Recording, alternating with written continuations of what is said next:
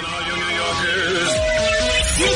Taxi! Okay, we're looking around. This is the 77 WABC minicast. We are back, folks. This is the More Money Show. Hope you're having a wonderful Saturday afternoon in the middle of March. It's a little chilly out, but it's sunny in most of the areas on the East Coast. So after the show is over, I always say the best way to stay healthy is be outside, get fresh air, get some sunshine. Hopefully you'll be able to do that this afternoon and tomorrow.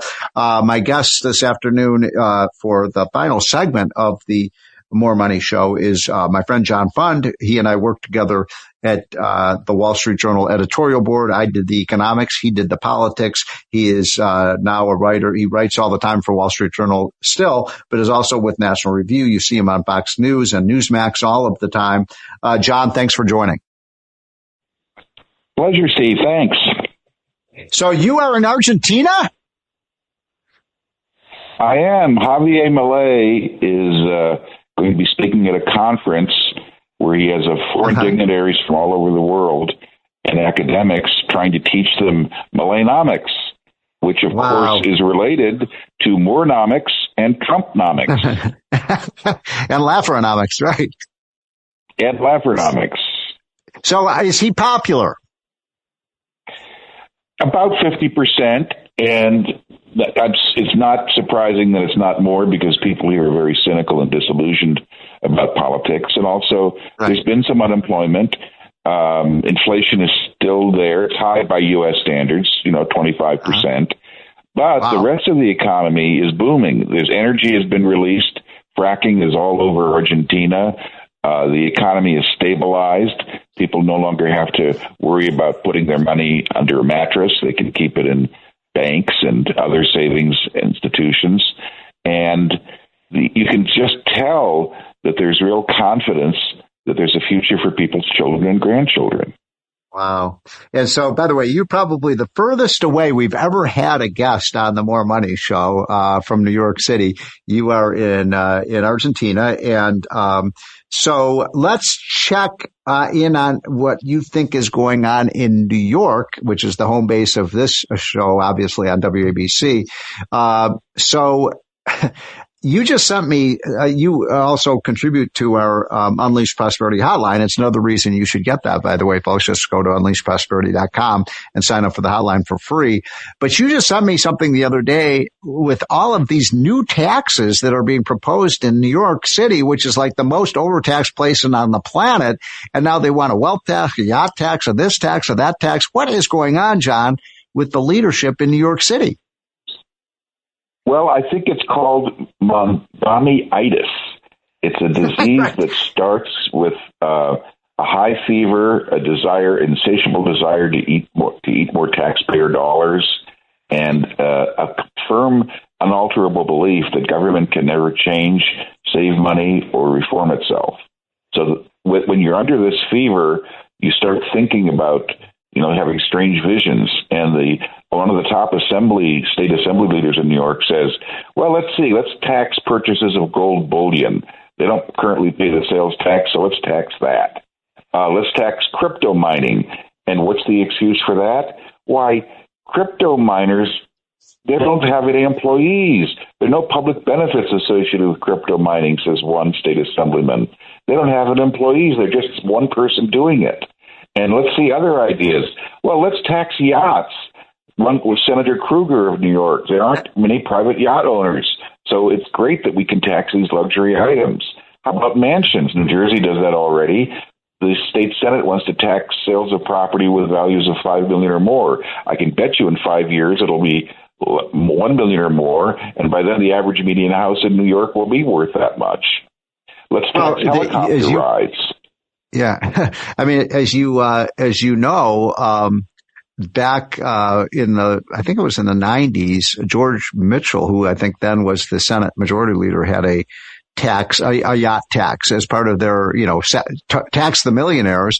And as you may recall, John, what happened as a result of that is it didn't hurt the millionaires. It hurt the middle class people who build yachts because people stopped buying yachts. And so there was a huge unemployment in George Mitchell's own state of Maine, and he had to rush and try to get the thing repealed because workers were losing their jobs. Well, in the early 1990s, Rhode Island, for example, had a thriving yacht industry based out of Newport and Greenwich, Rhode Island. And the tax, which only was in effect about a year and a half before Congress finally repealed it, it basically drove many of those dockyards into bankruptcy. They didn't come back. Today, yachts are made all over the world, but very few in the United States. And of course, they employ everyone from electricians to, to sheet metal workers, to people who, build masts.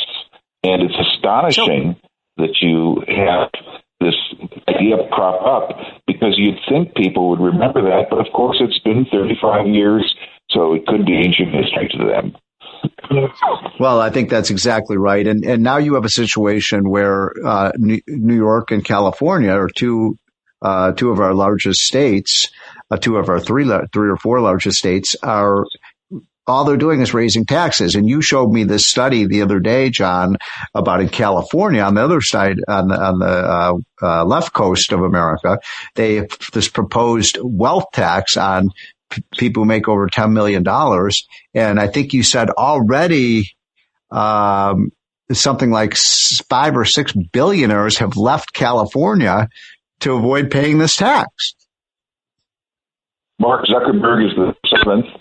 He's leaving next month. Yeah. Amazing.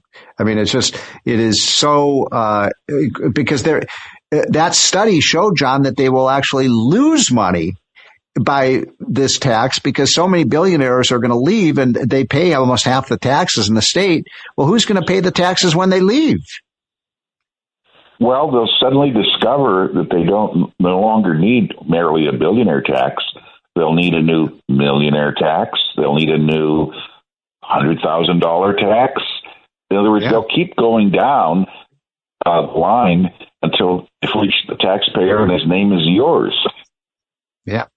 So, by the way, we have Tom Del Beccaro on now. We chased him down. Tom Del Beccaro is an expert on California because he led the Republican Party in California for many years. He's the patron saint of lost causes because not a lot of Republicans left in California. But Tom, thanks very much for joining. Great to be on. Yes, there's no question this is going to hit the middle class.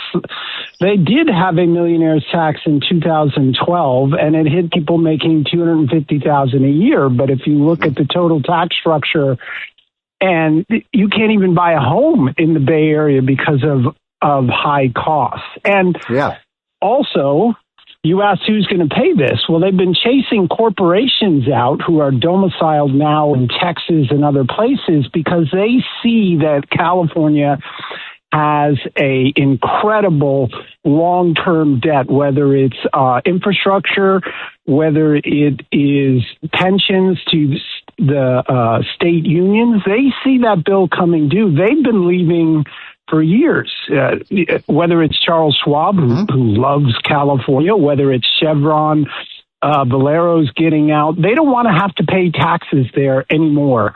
And so they're just leaving. So this should be a textbook example to the rest of the country, what not to do and why not to vote for Gavin Newsom. Well, it should be. Steve, picking up on what Tom Beccaro said, not only is he right, but Yamaha has just announced it's leaving California for Georgia, one of our premier motorcycle makers. That's incredible. Yeah. I mean, I don't understand. I'm truly mystified by this. I mean, it's almost like they're, economic masochists because they keep putting in place these policies that are so obviously wrong, and so damaging to their state. And when we showed them the evidence, Tom, that, the billionaires are leaving the state, they don't care. I mean, in other words, it's almost like they're trying to impoverish their state. In New York, too, I don't get it. These are the two largest blue states in America, and they're bleeding to death. Well, yeah, if you remember when Obama was running and he wanted to raise the capital gains tax and he was on ABC. Yes. And he was asked, the evidence shows that it reduces it. Because the modern Democrat socialists, which many of these are, they live off of the issue of class warfare. That's what grips this party. The oppression, you made that money because you took it from me, which is economically absurd. Bill Gates got my money because I wanted what he had, not because he took it from me. Right. Or my old employers, I needed the money, so that's why I went to work. They didn't take their riches from me. I needed the money. But that's not their gig. They want social justice, and they refuse to read a book on economics. So, Tom, as you know, the California for 50, 60, 70, 80 years was gain every decennial population. They were gaining more and more population and gaining more and more congressional seats. I think they topped out at 50. John Fund probably knows the number, 50 some congressional seats. And now John Fund was telling me that they could lose up to 4 congressional seats in the next decennial, when we do the redistricting in 2030. That's never happened before in California. By the way, New York is going to, I think, lose another 2 or 3 or 4 seats as well. Yeah, absolutely. And this is the middle class, if they can, moving out for greener pastures. And by that I mean where they can find jobs. The great demographer Joel Kotkin has talked about how California is being hollowed out. It's a place for the poor, the rich, and those in government jobs or pensions. And so they're looking between the highest standard or the highest cost of living in the world and their ability to buy homes and bring up their children.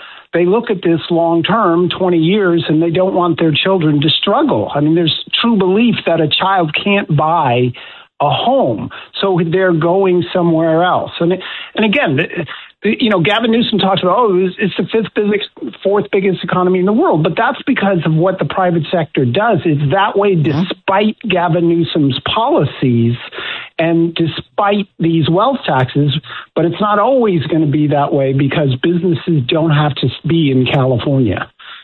Well, another good example is Standard Oil of what was once Standard Oil of New Jersey, which I believe is Exxon now. John Fund, they moved out of California.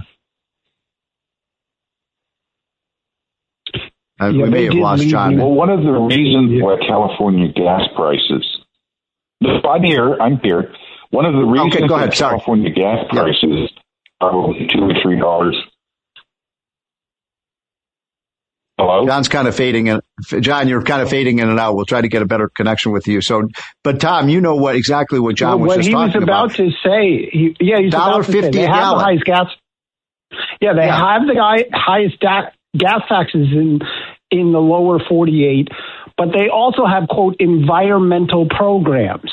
They use gas tax. It's another form of tax, which they impose on drivers because they want to stop people from driving.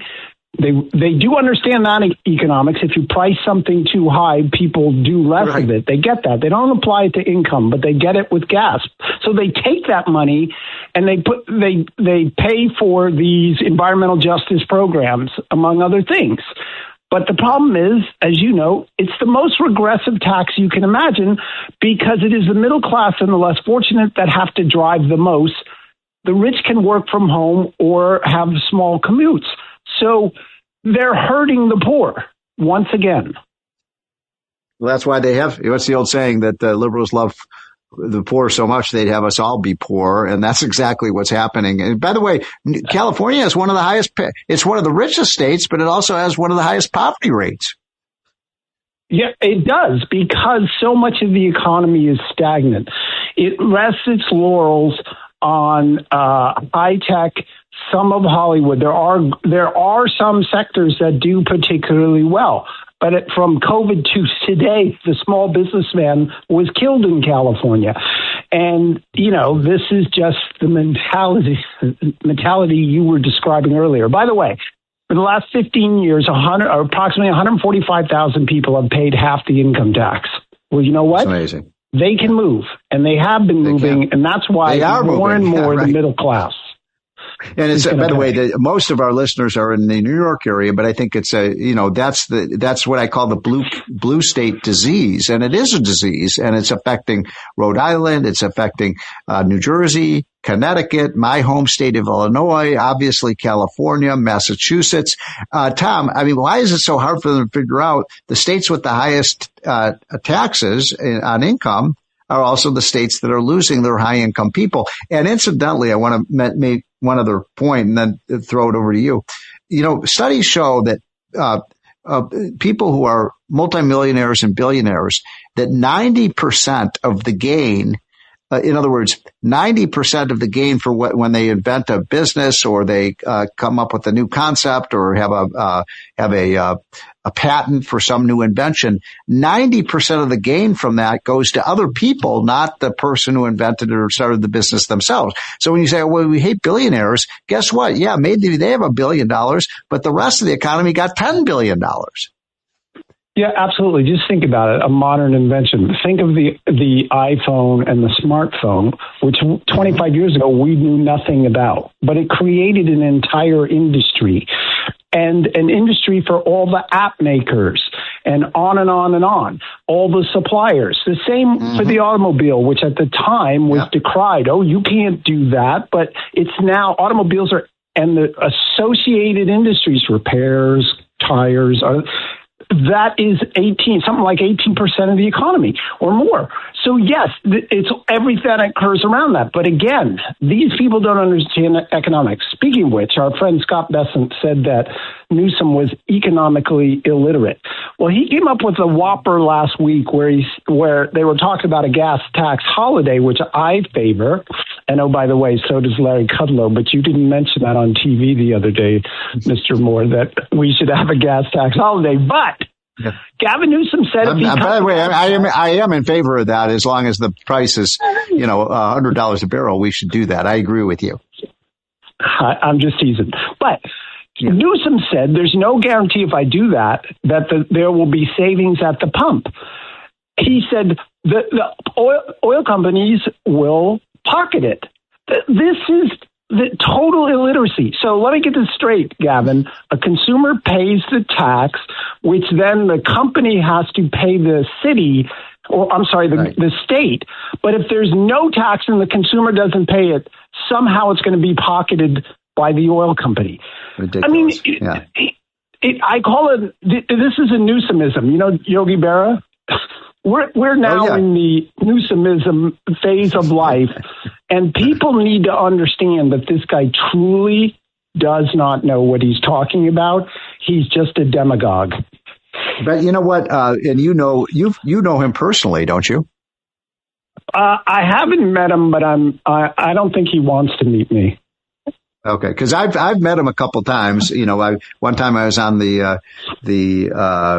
Real Time show with Bill Maher, and he was on as a guest as well. I have to say the guy's very charming, and he's very spiffy, and he doesn't have a hair out of place, and he's buttoned up, as my wife would say, and he's kind of a Bill Clinton type.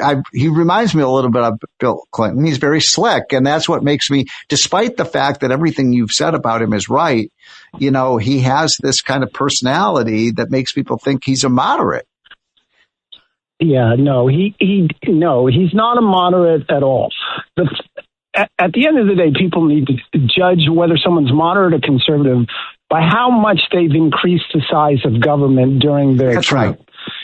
Yeah. And California's budget will have virtually doubled during his term. There's nothing moderate about that. He's the one who signed the law where all these pedophiles now are getting early release and murderers. There's nothing moderate about public safety. You're either for it or you're against it. And the list can go on and on with him. Yeah. Well, Tom, you are a regular on our show. By the way, your latest book is The Divided Era?